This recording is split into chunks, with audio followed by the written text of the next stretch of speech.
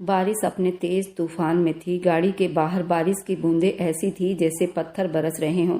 Driver, थोड़ी गाड़ी तेज चलाओ, भगवान के लिए, वे लोग अभी भी हमारे पीछे आ रहे हैं। कनक की आवाज़ डर से कांप रही थी।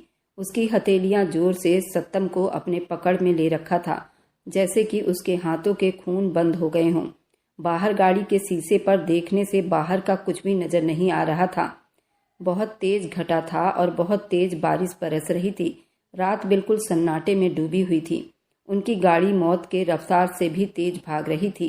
सत्तम ने एक नज़र गाड़ी के पिछले शीशे पर डाली। पीछे बड़ी तेज रफ्तार से एक गाड़ी उनकी गाड़ी के पीछे आ रही थी। उसने एक हाथ से कनक का हाथ थामा, जबकि दूसरा हाथ स्टीयरिंग संभाले हुए था। मत डरो कनक, मैं तुम्हें कुछ नहीं होने दूंगा। बस एक बार हम शहर के रास्ते पर चले जाएं, फिर निरंजन सब कुछ संभाल लेगा। हमें अपने बच्चों के पास वापस पहुंचना है। कनक की आंखों से आंसू बह रहे थे। मुझे ऋषभ और केशव की बहुत चिंता हो रही है। सत्तम के दिल पर जैसे किसी ने गर्म सरिया चिपका दिया हो। उन्हें कुछ नहीं होगा, वह आया के साथ ठीक ठाक हैं। तभी एक मोड़ काटते हुए साइड से एक ट्रक तेज आती हुई उनकी आंखें चौंधिया गई थी। सत्तम ने गाड़ी को बचाने के लिए स्टीयरिंग तेजी से घुमाया।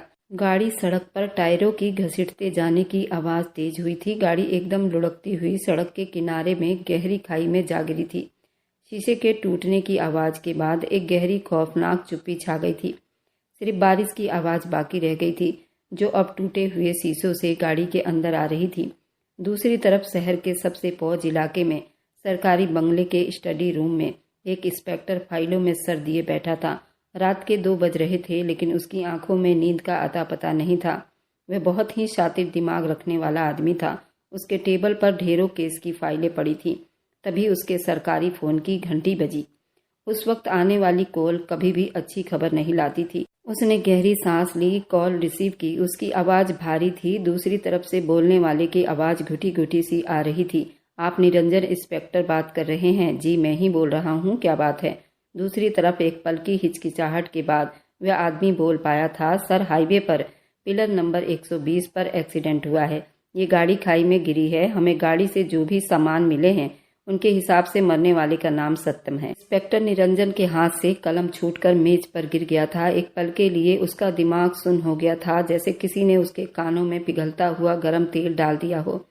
सत्यम उसका भाई था, वह अड़ियल लड़का जिसने अपनी मर्जी से लव मैरिज कर ली थी। अभी घर वालों के खिलाफ जाकर सबसे बढ़कर अपने पिता को उसने बहुत ही ठेस पहुंचाई थी। निरंजन ने आंखें बंद की। उसकी पकड़ फोन पर कम हो गई। गाड़ी में कितने लोग हैं? सर, एक आदमी और एक औरत, दोनों मौके पर ही दम तोड़ गए हैं। निरंजन की बंद आंखों से आंसू एक कतरा टूटकर फाइल पर गिरा था। उसने अपनी आवाज को बड़ी मुश्किल से टूटने से बचाया था। मैं आ रहा हूं। जब निरंजन अस्पताल की गेट से गुजरता हुआ इमरजेंसी तक पहुंचा, उसका दिल पत्थर की तरह भारी हो चुका था। उसने अपने भाई और भाभी की पहचान की। वह सत्यम, जिसका चेहरा हमेशा हंसता मुस्कुराता रहता था, आज बिल्कुल अनजाना सा हो गया था। कनक, वह लड़की जिसकी मोहब्बत में सत्यम ने दुनिया छोड़ दी थी, आज वह भी उसके साथ ही दुनिया छोड़कर चली गई थी। उसका दिल बड़ी जोरों से घूमा था। बच्चे तो बिल्कुल अकेले होंगे, लेकिन इंस्पेक्टर निरंजन था, वह रो नहीं सकता था। उसने कांपते हाथों से उसकी पहचान की और साइन किए। वापस अपनी गाड़ी में आकर बैठ गया। बारिश अभी भी बहुत तेज बरस रही थी। स्टीयरिंग पर सर रखकर कुछ पल बिल्कुल चुप बैठा रहा। फिर एक ख्याल बिजली बनकर उसके दिमाग पर गूंजा था। सत्यम और कनक के 2 बच्चे थे, वे कहाँ हैं? उसने जल्दी से अपने भाई का घर का नंबर मिलवाया, जो बंद जा रहा था। उसने अपने सरकारी फोन से अपने सिपाही को अलर्ट किया। सत्यम के घर का पता मालूम करने को कहा और वह भाई शहर के एक छोटे से इलाके में 3 बेडरूम वाले कमरे में अपनी छोटी सी दुनिया बसाए बैठा था। निरंजन को उसकी खबर तक नहीं थी। कुछ ही मिनट में उसे लोकेशन मिल गई थी। वह एक मिडिल क्लास इलाका था। इंस्पेक्टर ने तेजी से गाड़ी उस पते की तरफ दौड़ा ली थी। एक छोटे से मकान के सामने उस गाड़ी को रोकी। उसने दरवाजे पर आहट दी। कुछ पल के बाद एक अधेड़ उम्र की नींद से भरी हुई घबराई हुई औरत ने दरवाजा खोला, जो शायद बच्चों की आया थी। वह एक पुलिस ऑफिसर को अपने दरवाजे पर देखकर डर में हुई थी। निरंजन ने पूछा, सत्यम का घर यही है? जी जी साहब, पर वे तो घर पर नहीं हैं। आया ने घबराकर कहा, मैडम साहब तो किसी जरूरी काम से बाहर गए हैं। कह रहे थे जल्दी आएंगे, लेकिन देखिए ना, आधी रात हो चुकी है और अभी तक ना आए। निरंजन ने उस औरत को रास्ते से हटाया और अंदर दाखिल हुआ। एक छोटा सा मगर साफ सुथरा आंगन और सामने एक कमरे में एक बिस्तर पर 2 छोटे से बच्चे सो रहे थे और वे दोनों शायद लड़के थे। दोनों ही बिल्कुल हूबहू अपने पिता पर गए थे, ऋषभ और केशव। वे तो दुनियादारी का हाल भी नहीं जानते थे। वे छोटे छोटे बच्चे। निरंजन अपने घुटनों के बल बैठकर उन्हें देखा। उसका दिल फट रहा था। आया, उनके कपड़ों का एक बैग तैयार करो, हम जा रहे हैं। आया की आंखें हैरानी से फैल गई। साहब, इतनी रात को मैडम जी नाराज होंगी। निरंजन ने उसके तरफ मुंह मोड़कर देखा। उसकी आंखों में वह दर्द था। वो बेकाबू शब्द उसके गले में ही दम तोड़ गए। वह अब कभी नाराज न होगी। जल्दी करो। उसने दोनों बच्चों को सावधानी से गोद में उठाया, जो नींद में ही उसके कंधे से लगे। दूसरा हाथ आया की तरफ बढ़ा दिए। चलो बेटा उठो, अंकल के साथ चलना होगा। 4 साल का ऋषभ नींद में आंखें मलते हुए उस अंकल को देखा था, जिसे वो शायद पहचानता था, लेकिन उसने मासूमियत से अपना नन्हा सा हाथ उस मजबूत जैकेट पर जमा दिया। वह तीनों उस घर से बाहर निकले। 2 अनाथ बच्चे, एक आदमी जिसकी दुनिया एक ही रात में हमेशा के लिए बदल चुकी थी। निरंजन के हवेली उसके पापा के पुश्तैनी हवेली में सुबह के धुंध में किसी बुत की तरह खड़े थे। ये हवेली सिर्फ पत्थर और गारे का ढेर नहीं था। ये एक जमाने से पुश्तैनी हवेली चलता आ रहा था। हमेशा बड़ा बेटा ही इस हवेली का गद्दी संभालता था। इन लोगों के पास सिर्फ जमीनें या दौलत की ताकत नहीं थी। ये लोग इतना दिमाग भी रखते थे। हजारों लोगों के तकदीर का फैसला खुद ही किया करते थे। सत्यम बड़ा बेटा था। उस हवेली की कुर्सी उसी के हाथ में आनी थी, लेकिन उसने अपनी मोहब्बत के लिए इस कुर्सी को ठुकरा दिया था। सत्यम एक लड़की के इश्क में पड़ गया था। सत्यम जो हमेशा से नरम दिल और मोहब्बत करने वाला लड़का था। उसके पिता कंजलोचन अपने रुतबे और अहंकार में अपने बेटे को अपने से दूर कर दिया था। सत्यम ने अपने पिता के खिलाफ जाकर ये शादी कर ली थी, जिसकी वजह से सत्यम को ये कुर्सी छोड़नी पड़ी थी। अब सत्यम के बाद निरंजन ही बचा था उसे कुर्सी को संभालने के लिए, और वह अपनी नौकरी में मगन था। निरंजन एक बाजू में सोते हुए 2 बच्चों के साथ उस हवेली में कदम रख चुका था। उसके पिता कंजलोचन अपने कुर्सी पर विराजमान थे। निरंजन के चेहरे पर कोई असर नहीं थे, न गम न अफसोस। उसकी आंखें पत्थर की तरह ठंडी हो रही थी। तुम्हारे भाई ने कहा था वह इस हवेली के चौखट पर कभी कदम नहीं रखेगा, तो वह उसका आखिरी दिन होगा। देखो पिताजी, सत्यम ने सच में अपना कहा पूरा कर दिया है। कंजलोचन की आवाज इतनी ठंडी थी कि निरंजन के अंदर तक कपकपाहट दौड़ गई थी। पापा, सत्यम भाई और कनक भाभी वह नहीं रहे। निरंजन ने हिम्मत करके कहा, मेरे लिए वे दोनों तभी मर गए थे जब सत्यम ने मेरी इज्जत को 2 कौड़ी का करके रख दिया था, वह भी एक औरत की मोहब्बत के लिए। कंजलोचन ने अपनी नजरें उन दोनों बच्चों पर जमा दिए जो निरंजन के पीछे छुपने की कोशिश कर रहे थे। और ये 2 उसी के खून हैं पापा। निरंजन की आवाज में पहली बार थोड़ा भारीपन आया था। ये आपके पोते हैं, सत्यम भाई के बच्चे हैं। कंजलोचन अपनी जगह से उठा। उसकी आंखों में बहुत गुस्सा था। निरंजन, ये मेरे बेटे का खून नहीं है, ये उस औरत का गंदा खून है जिसने मेरे बेटे को मुझसे छीन लिया है। मैं इन बच्चों को कभी नहीं अपनाऊंगा। ये उस बगावत की निशानी है। उनके लिए इस हवेली में कोई जगह नहीं। निरंजन ने बच्चों को अपने पास किया। पापा, ये मासूम है, इन बच्चों की इसमें कोई गलती नहीं। उनकी गलती ये है कि ये पैदा हुए हैं। कंजलोचन ने फैसला कर लिया था। निरंजन, अब इस हवेली के वारिस तुम हो। ये हवेली सिर्फ तुम्हारा इंतजार कर रही है, लेकिन इस हवेली के कुर्सी का एक वसूल है। इस कुर्सी के बगावत करने वाले लोगों के लिए कोई जगह नहीं। ये बच्चे उस औरत के गंदे खून हैं जिसने एक बाप को एक बेटे से अलग कर दिया। इस हवेली में इन बच्चों के लिए कोई जगह नहीं। इन दोनों को ले जाओ यहाँ से और शहर के किसी अनाथ आश्रम में छोड़ाओ। ये सुना था कि निरंजन के पैरों तले से जमीन निकल गई थी। अनाथ आश्रम? पापा, ये मेरे भाई के बच्चे हैं, आपका खून है। निरंजन बुरी तरह से गर्जा था। कंजलोचन अब अपनी कुर्सी छोड़कर खड़े हुए थे। मेरा खून सिर्फ वही है जो मेरी बातों को मानेगा। निरंजन, तुम्हारे पास 2 रास्ते हैं, या तो इन बच्चों को चुनो या फिर इस हवेली के मालिक बनो। मेरी दौलत के मालिक बनो और हर चीज तुम्हारे कदमों में होगी। और अगर तुम मेरी बात को नहीं मानोगे तो मैं अपने छोटे भाई को ये सारा कुछ लिख दूंगा। और अगर मेरा फैसला मानते हो तो इस हवेली के अगले मालिक हो। इन बच्चों को ले जाओ, अनाथ आश्रम फेंक दो। फैसला तुम्हारा है। निरंजन अपने कमरे में आया। बच्चे जो अब तक इस इंतजार में डरे हुए थे, उसके बिस्तर पर ढेर हो गए थे। ये यूं ही खड़ा अपने पिता के शब्द पर गौर कर रहा था। एक पुलिस अफसर था, कानून का रखवाला भी था, लेकिन आज वह अपने ही परिवार के बनाए गए कानून के सामने बेबस खड़ा था। तभी दरवाजे पर किसी के आने की आहट हुई। उसकी मंगेतर चंचल अंदर दाखिल हुई। ये निरंजन के चाचा की दोस्त की बेटी थी, खूबसूरत थी पर घमंडी। वह भी उन्हीं की तरह सोच रखती थी। बड़ी अमीरी में पली बड़ी थी। निरंजन, मैंने सुना है, वह उसके पास आई। उसकी आवाज में हमदर्दी से ज्यादा एक लालच दिखाई दे रहा था। तुम्हारे पापा जो कह रहे हैं वह गलत नहीं है। सत्तम भाई ने जो किया था उसके बाद चंचल ने उस सोते हुए बच्चे को बड़ी नफरत के निगाह से देखा था। निरंजन ने उसके तरफ देखा। चंचल, ये बच्चे अनाथ हो गए हैं तो इसमें इन बच्चों की क्या गलती है? चंचल ने अपने कंधे उचकाए। निरंजन, हमारी शादी होने वाली है। तुम इस हवेली के अगले वारिस बनने वाले हो। मैं एक इंस्पेक्टर की पत्नी बनने जा रही हूँ। किसी आया का काम करने के लिए मैंने तुमसे ये मंगनी नहीं की थी। ये 2 बच्चे हमारी जिंदगी में नहीं आ सकते। मैं उनकी जिम्मेदारी नहीं उठा सकती। तुम इनसे छुटकारा ले लो। इन्हें किसी अनाथ आश्रम में ले जाओ। निरंजन अपनी जगह बिल्कुल चुप खड़ा था। निरंजन को लगा जैसे किसी ने उसका कलेजा चीर दिया हो। वह औरत जिससे वह शादी करने वाला था, वह इतनी मतलबी कैसे हो सकती थी? चंचल, ये मेरे भाई के आखिरी निशानी है। मैं उन्हें कैसे छोड़ दूं? जैसे तुम्हारे पापा ने सत्तम भाई को छोड़ दिया था वैसे ही, और उन्होंने अपनी जिंदगी का फैसला खुद किया था, वैसे ही तुम अपना फैसला करो। निरंजन, तुम्हें चुनाव करना ही होगा, या तो तुम्हारा भविष्य या हवेली, या फिर ये 2 तुम्हारे भाई के बोझ। अगर तुमने इन बच्चों को चुना तो ये मंगनी मैं खत्म कर दूंगी। निरंजन ने एक लंबी नजर चंचल के खूबसूरत फिगर पर डाली, फिर उसकी नजर पहचानते फिर उन दोनों बच्चों पर पड़ी। ऋषभ और केशव अपना नन्हा सा हाथ फैलाकर, चाचा जी, मेरे पापा मम्मी कहाँ हैं? उस एक शब्द पर पल भर में निरंजन के अंदर फैसला आ गया था। उसने अपने भाई के लाश को देखा था। उसके बच्चों को लावारिस नहीं छोड़ सकता था। उसने चंचल की तरफ देखा। उसकी आवाज में उसके पिता की तरह ही उसका फैसला था। वह एक घमंडी और लालची औरत दिखाई दी थी। उसके अंदर दया नाम की कोई चीज नजर नहीं आ रही थी। तो फिर तुम आजाद हो जाओ। चंचल का मुंह हैरानी से खुला का खुला ही रह गया।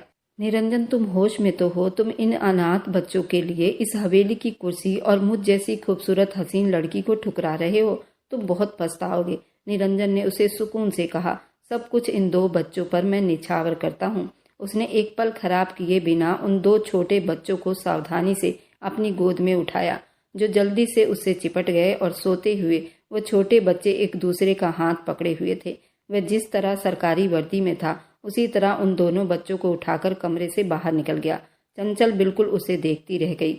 जब वो हवेली के चौखट से बाहर चला गया, कंजलोचन वहीं खड़े अपने बेटे निरंजन को जाता हुआ देख रहे थे। उनके आंखों में आग था। दूसरा बेटा भी उनकी दौलत ठुकरा चुका था। कंजलोचन फिर से आग बरसती शब्दों में बोले, अगर आज इस चौखट से बाहर कदम रखा तो याद रखना निरंजन, ये हवेली के दरवाजे तुम्हारे लिए हमेशा बंद हो जाएगा। हम सब तुम्हारे लिए मर गए। निरंजन एक पल के लिए रुका। उसने अपने पिता के चेहरे पर एक आखिरी नजर डाली। आपका फैसला आपको ही बधाई हो। मेरा फैसला मेरे साथ है। वह इंस्पेक्टर हवेली की कुर्सी को ठुकरा चुका था। अपने भाई के अनाथ बच्चों को अपने सीने से लगाए पिता के साए से हमेशा के लिए कदम बाहर निकाल चुका था। उन 2 अनाथ बच्चों के लिए निरंजन ने कांटों भरा रास्ता चुन लिया था। उसने अपनी सरकारी गाड़ी का दरवाजा खोला। एक बाजू में सोए हुए 2 बच्चे आया बच्चों को सावधानी से पिछली सीट पर लिटा चुकी थी। ड्राइविंग सीट संभालता उसका एक ही ठिकाना था, शहर में उसका सरकारी बंगला, एक ऐसी जगह जो सिर्फ उसकी थी, उस हवेली के लोगों से बिल्कुल दूर थी। घर पहुंचकर उसने बच्चों को उठाया। घर खाली और चुप्पी में डूबा हुआ था। उसने बच्चों को अपने बेडरूम में अपने बिस्तर पर सुला दिया। वह खुद सारी रात उनके पास बैठा उन मासूम चेहरों को देखता रहा। उसका भाई सत्तम, जिसके साथ उसने अपना बचपन बिताया था, आज इस दुनिया में नहीं था। वह अपनी मोहब्बत के लिए घर वालों को ठुकरा चुका था, लेकिन वह तो उसका भाई था। अब ये 2 अनाथ बच्चे उसके थे। उसे समझ नहीं आ रहा था वह उनकी परवरिश कैसे करेगा। वह बड़ी ईमानदारी से अपनी ड्यूटी कर रहा था। अब वह 2 मासूम सदमे से भरे हुए बच्चों को कैसे संभालेगा। सुबह केशव और ऋषभ की आंख खुली। उसने अजनबी जगह देखकर रोना शुरू कर दिया। उसकी आवाज सुनकर सभी नौकर उठ खड़े हुए थे। पापा पापा, वे दोनों रो रहे थे। निरंजन ने उन्हें उठाने की कोशिश की, लेकिन उससे डर रहे थे। मैं हूँ बेटा, तुम्हारा चाचा हूँ। ऋषभ ने उसे धक्का दिया। नहीं, आप मेरे पापा नहीं हो सकते। हमें पापा के पास जाना है। निरंजन का दिल जैसे छलनी छलनी हो गया था। वह घुटनों के साथ जमीन पर बैठता चला गया। उन्हें बहलाता रहा, उन्हें खिलाता रहा। दफ्तर से बराबर कॉल आ रही थी, लेकिन उसने अपना फोन बंद कर दिया। 1 हफ्ता बीत चुका था। बंगले का सारा रूल बिगड़ चुका था। हर तरफ खिलौने बिखरे हुए थे। इंस्पेक्टर निरंजन बच्चों के कपड़े बदलने और उन्हें खिलाने के नाकाम कोशिश में बिजी था। बच्चे अभी रातों को डरकर उठ जाते। वह एक आदमी था, एक पुलिस ऑफिसर था, लेकिन वह माँ नहीं बन सकता था। दूसरी तरफ शहर के पुराने घनाघोर आबादी वाले मोहल्ले में एक छोटा सा मकान था। माँ, मेरा बैग कहाँ है? आपने फिर मेरा बैग न जाने कहाँ रख दिया। 22 साल की बबली चुलबुली, हद से ज्यादा शरारती लड़की, पूरे घर में तूफान मचाए हुए थी। उसकी माँ सुगंधा देवी, जो रसोई में आटे की हाथ साफ कर रही थी, गुस्से से बाहर निकली। इतनी बड़ी हो गई है, अपना सामान संभाल कर नहीं रख सकती? तुझे तेरा रखा हुआ सामान नहीं मिलता? सुबह से शाम हो जाती है, इस लड़की को अपनी सूझबूझ नहीं रहती। बबली ने अपना मुंह बनाया। मम्मी, आप कितना बोलती हो, जब देखो मुझे ही डांटती रहती हो। आज वैसे भी मेरी सहेली पायल की मेहंदी है, सब सहेलियां वहां आ रही होंगी, मैं क्या फटे पुराने कपड़े पहनकर आऊंगी? सुगंधा देवी ने सर पीट लिया। हे भगवान, ये लड़की कब बड़ी होगी? मेरे सर पर जवान बैठी है और इसे सहेलियों की मेहंदी की पड़ी है। कोई रिश्ता आता है तो तेरी यही हरकतें देखकर भाग जाता है। बबनी ने लापरवाही से कंधे उचकाए। तो भाग जाने दो, मुझे कौन सा मरना है शादी करके? वैसे भी जो आएगा दहेज में आपकी ये रोज की डांट ही ले जाएगा। आपके पास देने के लिए दहेज कहाँ है? ये सुना था कि सुगंधा का पारा हाई हुआ था। जुबान देखो इसकी कैसी कैंची की तरह चलती है। अरे हम गरीब हैं, दहेज कहाँ से लाएंगे? तेरे पिता की तनख्वाह तो महीने का राशन भी पूरा नहीं होता, और तू इकलौती है, तेरे 4 बहनें हैं। बबली अपनी माँ के गुस्से से डर रही थी। वह जल्दी ही चुप हो गई। अच्छा ना माँ, अब सॉरी, गुस्सा छोड़ दो और जल्दी से मेरा बैग ढूंढो, वरना लड़कियां मेरा हुलिया बना देंगी। वह गुस्से से कहती हुई दोबारा कमरे में भाग गई। सुगंधा देवी ने ठंडी आ भरी। इस लड़की का भविष्य क्या होगा, ये सोचकर उन्हें बहुत डर लग रहा था। निरंजन अपने दोस्त सिपाही के साथ अपने आंगन में बैठा था। सिपाही उनकी हालत देखकर परेशान था। निरंजन, कब तक छुट्टी लेकर यूं ही बैठे रहोगे? तुम्हारे बगैर डिपार्टमेंट अधूरा है, और ये तुमने क्या हालत बना रखी है? निरंजन ने थकी हुई नजरों से अपने सिपाही दोस्त को देखा था। मैं वापस नहीं आ सकता, कम से कम अभी तो नहीं। तुम देख रहे हो ना इन बच्चों को, वो डरे हुए हैं, उन्हें मेरी जरूरत है। सिपाही दोस्त ने बच्चों को देखा जो आंगन के एक कोने में चुप से मिट्टी से खेल रहे थे। निरंजन, तुम एक बाप बन सकते हो। माँ नहीं, उन्हें अभी एक माँ की जरूरत है, एक माँ की जो उन्हें संभाल सके। निरंजन गुस्से में हंसा। कौन करेगा मुझसे शादी? एक ऐसा आदमी जिसने अपने परिवार, अपनी दौलत, सब कुछ ठुकरा दी हो। और कौन पालेगा मेरे भाई के बच्चों को? सिपाही दोस्त की माँ, जो उनके लिए चाय लेकर आई थी, ये बात सुन रही थी। वह एक समझदार औरत थी। उन्होंने निरंजन के सर पर हाथ रखा। बेटा, दुनिया में अच्छे लोग भी खत्म नहीं हुए। मेरी नज़र में एक परिवार है, गरीब है लेकिन इज्जतदार है। उनकी एक बेटी है जो बबली नाम है। उम्र की थोड़ी कच्ची है, लेकिन दिल की बहुत अच्छी लड़की है। वह लोग दहेज नहीं दे सकते, इसलिए उसकी शादी रुकी हुई है। निरंजन ने जल्दी सर उठाया। आंटी, आप क्या कह रही हैं? हाँ बेटा, मैं सच कह रही हूँ। लड़की पढ़ी लिखी है लेकिन गरीब है, और कई बहनें हैं। वे लोग शरीफ है और उन्हें सिर्फ एक अच्छे घर और एक अच्छे लड़के की तलाश है जो उनकी बेटी को इज्जत से रख सके। तुम्हारे पास सब कुछ है, इज्जत है, रुतबा है। तुम्हें इन बच्चों के लिए एक माँ चाहिए। ये रिश्ता दोनों के लिए अच्छा हो सकता है। अगले ही दिन सिपाही पंकज की माँ सुगंधा देवी के घर बैठी थी। सुगंधा देवी तो जैसे यकीन ही नहीं कर पा रही थी कि उस इंस्पेक्टर का रिश्ता बबली के लिए आया है। आप मजाक तो नहीं कर रही बहन? पंकज की माँ ने बड़ी गंभीरता से कहा। मजाक क्यों करूंगी?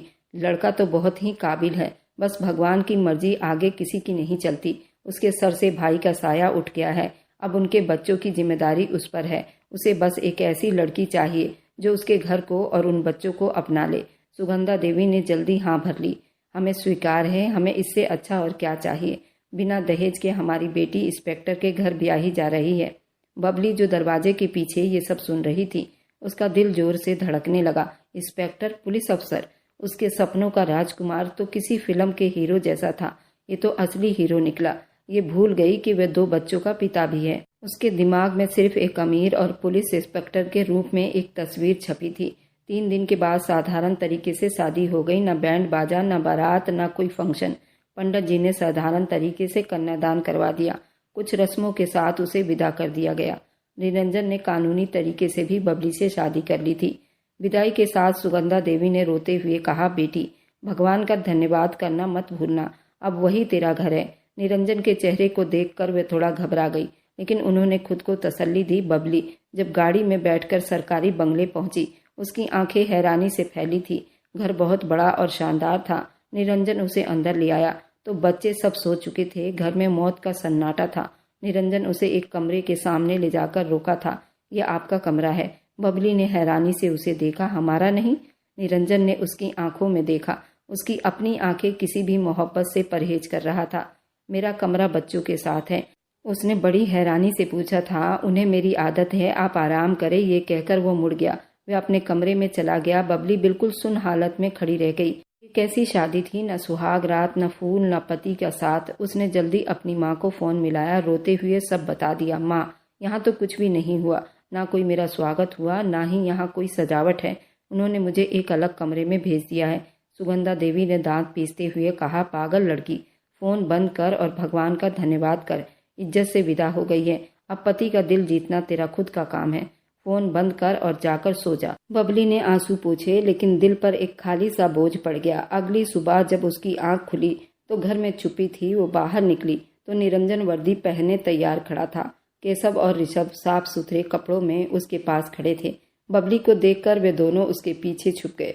निरंजन ने एकदम साफ शब्दों में कहा, मैं उन्हें स्कूल छोड़ने जा रहा हूँ और नाश्ता कर चुके हैं। आपके लिए फ्रिज में सब कुछ रखा हुआ है। निरंजन के जाने के बाद उसने पूरा घर देखा। घर बहुत ही खूबसूरत था। उसने सारा दिन लगाकर उस घर को सजाने में बिताया। किचन साफ किया और शाम के लिए खूबसूरत सा नाश्ता बनाया। वह सोच रही थी कि निरंजन आएगा तो खुश होगा। जब वो शाम को वापस आया तो बच्चे उसके साथ थे। बबली उनके तरफ मुस्कुराकर बड़ी थी। आओ बेटा ऋषभ, केशव, मैं आपकी बबली माँ हूँ। बच्चे सहम कर थोड़ा पीछे हटे। निरंजन की टांगों से और ज्यादा चिपक गए। बबली को ये बहुत बुरा लगा था। उसने बच्चों का दिल जीतने का फैसला किया। वह उनके सामने घुटनों के बल बैठ गई और आंखें घुमा घुमा कर बोली, देखो मैं एक भूत हूँ। बच्चे हैरानी से उसे देखने लगे। बबली ने फिर एक और तरीका अपनाया। जानवरों की आवाज निकालनी शुरू की। वह खुद भी उनके साथ कालीन पर लोटपोट करने लगी। केशव और ऋषभ, जो बहुत दिनों से हंसना भूल गए थे, उसकी छोटी सी हरकतों पर हंसी निकली थी। केशव भी मुस्कुराने लगा। बबली खुश हो गई कि उसका जादू काम कर गया। वह उन्हें गुदगुदी करने लगी। तीनों का एक जोरदार ठहाका गूंजा था। तभी निरंजन की भारी आवाज ने उस ठहाके को वहीं जमा दिया। बबली ने डरकर उसके तरफ देखा। वह दरवाजे पर खड़ा उसे पथरीली निगाहों से घूर रहा था। उसके चेहरे पर खुशी का साया तक नहीं था। मुझे उन बच्चों की परवरिश के लिए एक समझदार माँ की जरूरत है, कोई तीसरा बच्चा नहीं। निरंजन के ये शब्द बबली के ठहाकों को हलक में ही तोड़ दिए थे। केशव और ऋषभ, जो अपने चाचा के इस बदलते हुए व्यवहार से डर गए थे, जल्दी चुप होकर उसकी टांगों के पीछे छुप गए। बबली, जिसका दिल अभी अभी उन बच्चों की हंसी से खिलखिलाया था, एकदम बुझ सा गया था। उसकी आंखों में आंसू तैरने लगे। वह झटके से उठ खड़ी हुई। उसके गाल कपकपा रहे थे। मैं तो बस उन्हें हंसा रही थी, वे उदास थे इसलिए। निरंजन ने उसके तरफ देखे बिना गंभीर शब्दों में कहा, उनकी खुशी से ज्यादा जरूरी उनकी अच्छी परवरिश की तरफ ध्यान देना होगा। ये कहकर मुड़ गया। अपने कमरे में चला गया। बबली ने मुट्ठियां भींच कर कहा, खुद तो चलता फिरता बर्फ का गोला है, इन मासूम को भी वैसा ही बनाना चाहता है। वह बड़बड़ाते आंखों में आई हुई आंसू को गुस्से से रगड़ दिया। दिन बीतने लगे। बंगले की जिंदगी अब दो हिस्सों में बट गई थी। एक तरफ निरंजन का एक अलग ही वसूल था। हर चीज तरीके से करना, सावधानी से करना। सारे घर के नौकर उसके वसूलों पर चलते थे। इधर उन सबको तहस नहस करने के लिए बबली इस सारे वसूलों की धज्जियां उड़ाने का कोई मौका हाथ से जाने नहीं देती थी। वह खुद तो बच्चों के साथ बच्ची बन जाती थी, लेकिन नौकरानी को घनचक्कर बना देती थी। एक दोपहर निरंजन किसी जरूरी काम के लिए अचानक घर आया। आंगन में पूरी चुप्पी होनी चाहिए थी, क्योंकि ये बच्चों के दोपहर का खाने का वक्त था, लेकिन उसके बजाय आंगन ठहाकों और शरारतों से गूंज रहा था। वह गुस्से से उसके तरफ बढ़ा। आंगन में बबली ने पौधों को पानी देने वाला पाइप पकड़ा हुआ था। वह बच्चों की आया पर पाइप से पानी फेंक रही थी, जो बेचारी दुपट्टे से खुद को बचाने की नाकाम कोशिश कर रही थी। बच्चे तालियां बजा रहे थे और खुद भी पानी में भीग रहे थे। बबली, ये क्या बचपना है? उसकी गरजती आवाज पर तीनों एकदम चुप हुए थे। बबली ने पाइप का मुंह उसकी तरफ करते हुए कहा, इंस्पेक्टर साहब, आप भी आ गए। गर्मी बहुत है, आप भी थोड़े से ठंडे पानी से नहा लो। इससे पहले कि निरंजन कुछ कहता, बबली ने पानी की धार उसके तरफ मोड़ दी थी। निरंजन, जो अपनी इस्त्री की हुई वर्दी में खड़ा था, एक पल में भीग गया था। केशव और ऋषभ ने ये देखा तो जोर जोर से हंसना शुरू कर दिया। निरंजन ने गुस्से से आंखें बंद कर ली। उसने आगे बढ़कर बबली के हाथ से पाइप छीना था। आपका दिमाग ठीक है ना? बबली ने हंसी दबाते हुए कहा। मेरा तो बिल्कुल ठीक है, लेकिन आपका गुस्सा अब ठंडा हो गया होगा। निरंजन उसे घूर रहा था। पानी उसके बालों से टपक रहा था, उसके चेहरे पर आ रहा था। उसने गुस्से से आया को कह दिया, बच्चों को अंदर ले जाओ। अब उस किस्से के बाद निरंजन ने उससे बात करना कम कर दिया था, लेकिन बबली उसकी चुप्पी की परवाह कब करती थी। अभी घर में अपनी मर्जी चलाती फिरती थी। फिलहाल उस नोक झोंक के बीच निरंजन खुद को उसकी तरफ खिंचता हुआ महसूस होने लगा था। वह जितनी लापरवाह लड़की थी, बच्चों के लिए उसकी मोहब्बत उतनी ही गहरी हो रही थी। एक रात किचन में पानी पीने आया तो देखा कुक से छुपकर फ्रिज में से आइसक्रीम निकाल रही थी। अच्छा, तो चोरी हो रही है। उसकी आवाज़ पर बबली उछल पड़ी थी। आइसक्रीम का डिब्बा उसके हाथ से गिरते गिरते बचा था। वो मैं बच्चों के लिए ले जा रही थी।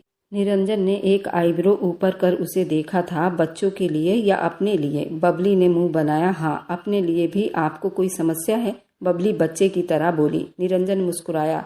नहीं, लेकिन उसकी आंखों में एक पल को नरमी आई थी। वह उसके पास आया, इतना करीब कि बबली की धड़कनें तेज हो गई। उसने झुककर उसके गाल के पास से आइसक्रीम का छोटा सा दाग अपनी उंगली से साफ की।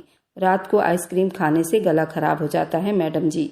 उसकी आवाज़ थोड़ी धीरे हुई। बबली के पूरे बदन में एक सनसनी दौड़ गई। वह एकदम पीछे हटी, आइसक्रीम का डब्बा लिए करीब भागती हुई वहां से निकल आई। निरंजन वहीं खड़ा उसकी घबराई हुई पीठ को देखता रहा, लेकिन दिन की रोशनी में वो वापस इस गंभीर पोजीशन में वापस आया था। उसका ज़्यादातर वक्त दफ्तर में ही बीतने लगा था।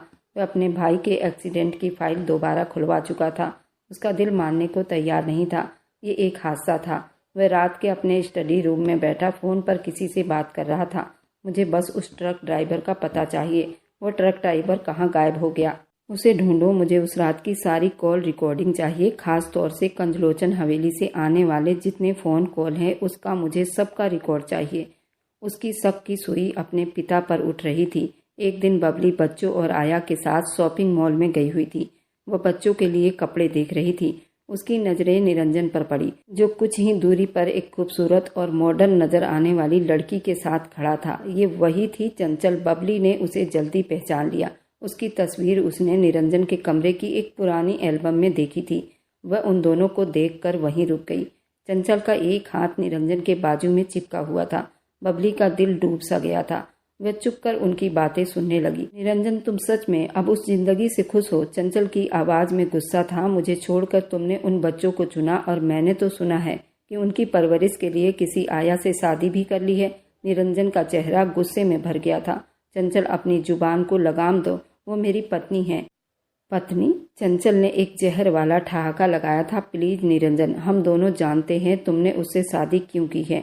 तुमने उसे उन बच्चों की देखभाल के लिए रखा हुआ है, उसे ज्यादा कुछ नहीं। बबली को लगा जैसे किसी ने उसके कानों में गर्म पानी डाला हो। वो बच्चों को लेकर सीधा घर आ गई। उसका दिल दिमाग सब कुछ सुन हो रहा था। जब निरंजन रात को घर आया तो घर में एक तूफान का मंजर था। बबली उसके सामने आकर खड़ी हो गई। वह औरत कौन थी? निरंजन, जो उस सवाल के लिए तैयार नहीं था, एकदम चौकन्ना हुआ था। वही औरत, आपकी मंगेतर, जिसे आप आज मॉल में मिल रहे थे। निरंजन को गुस्सा आ गया। तुम मेरा पीछा कर रही थी? मैं पीछा नहीं कर रही थी, मैंने अपनी आंखों से देखा है। उसने कहा ना कि मैं एक आया हूँ, एक नौकरानी हूँ जो पैसों के लिए आपके साथ रह रही हूँ। हाँ, सच कहा ना उसने। निरंजन का सब्र अब जवाब दे गया था। उस पर केस का दबाव, चंचल की इस तरह की फालतू बातें, अब ये घरेलू चिक चिक। वह उसे गुस्से से फट पड़ा। हाँ तो और क्या कहूँ? तुमने मुझसे शादी क्यों की? तुम कौन सा मोहब्बत में शादी करके आई हो? तुम्हारे माँ बाप ने तुम्हें मेरे सर पर डाल दिया है, अपने सर का बोझ उतारा था। तुम पैसों के लिए यहाँ आई हो तो इसी तरह रहो, तुम्हें सब कुछ मिलेगा। तुम बस बच्चों की परवरिश करो, कोई ज़रूरत नहीं मुझसे सवाल जवाब करने का। तुम्हें कोई हक नहीं। ये शब्द एक खंजर की तरह लगे थे। वह गुस्से की हालत में उसे देखती रह गई। उसकी आंखों से आंसुओं की लड़ी बहने लगे। क्या निरंजन बबली को अपना पाएगा, उसे पत्नी का अधिकार देगा या नहीं, या फिर चंचल के साथ अपने रिश्ते को आगे बढ़ाएगा? इसका दूसरा भाग बहुत दिलचस्प रहने वाला है, तो इस कहानी को मिस ना करें। और मेरी वीडियो आप लोग जहाँ कहीं से भी देखते हैं, कमेंट में अपने शहर और राज्य का नाम ज़रूर बताएं। मुझे आप लोगों के कमेंट पढ़ने में बहुत आनंद आता है, और उन सभी का मैं बहुत बहुत धन्यवाद करना चाहती हूँ जो लोग मेरी वीडियो को देखते हैं, लाइक करते हैं और शेयर करते हैं। अगर आपको आज की कहानी पसंद आई है तो वीडियो को ज़रूर लाइक कीजिएगा और अपने दोस्तों के साथ शेयर भी कीजिएगा। और हाँ, अगर आपने अभी तक हमारे चैनल को सब्सक्राइब नहीं किया है तो ज़रूर सब्सक्राइब कर लें। मिलते हैं हम अपनी कल की एक और नई दिलचस्प कहानी के साथ। मुझ पर सदा अपना प्यार और स्नेह बनाए रखें। सभी को मेरा प्यार भरा नमस्कार दोस्तों। खुश रहें, स्वस्थ रहें, मस्त रहें।